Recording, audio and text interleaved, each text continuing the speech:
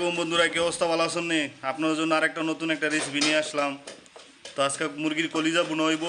দেখেন, এর জন্য পেঁয়াজ মরিচ কাটা হয়েছে, তারপরে এই যে আদা চাচানো হইতেছে, রসুন চাচা হইতেছে, দেখছেন অনেক সুন্দর করে অনেক অমায়িকভাবে চেষ্টা আছে।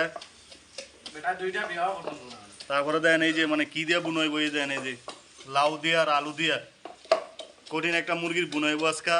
তো আপনারা পুরোপুরি দেন, অনেক মজা পাইবেন। তো দেখেন মুরগির কলিজাটা আগে সিদ্ধ করে লোন লাগে। এই যে কলিজাটা অনেক সিদ্ধ করতেছি, দেখছেন কলিজা বুনা, মুরগির কলিজা বুনা। তো বেশিরভাগে মানে এর মধ্যে প্যাকেট করে বেচা হয় মুরগির কলিজা গেলি।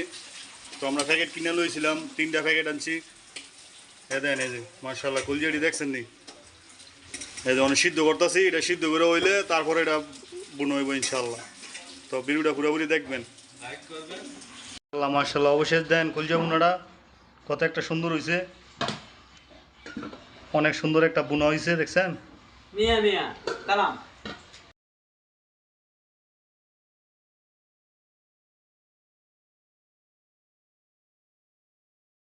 তো কলিজা বুনাটা কেমন হয়েছে আপনারা জানাবেন। এখন আমরা সার্ভ করব পাতের মধ্যে। দেন মুরগির বুনা, মুরগির কলিজা এখন সার্ভ হইতেছে। এই মাশাল্লাহ সবার এমন করে দিয়ে দিব। দেন মুরগির কলিজাটা দেন, মাশাল্লাহ মাশাল্লাহ অনেক সুন্দর একটা পাক হয়েছে। তো রুল আমিন কেমন হইলো, স্বাদ হলো কেমন? সাত ভাই মিয়া বেল মিয়া আজকে তো খাইয়ে লো, খাইলে না বুঝা দেবো স্বাদ। সাত একটা মুহ দাও, একটা মুহ দাও।